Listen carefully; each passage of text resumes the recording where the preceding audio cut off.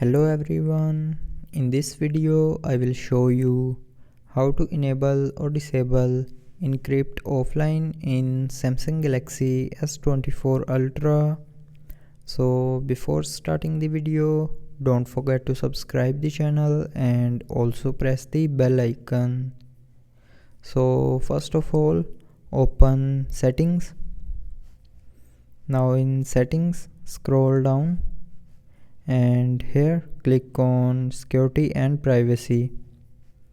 Now in security and privacy, click on lost device protection and then click on offline finding. Now here you will see a encrypt offline location button. So if you want to enable encrypt offline location, then turn on this button, and if you want to disable encrypt offline location, then tap on this button again to turn it off. So with this button you can enable or disable encrypt offline location in Samsung Galaxy S24 Ultra. So I hope you liked the video. Thanks for watching.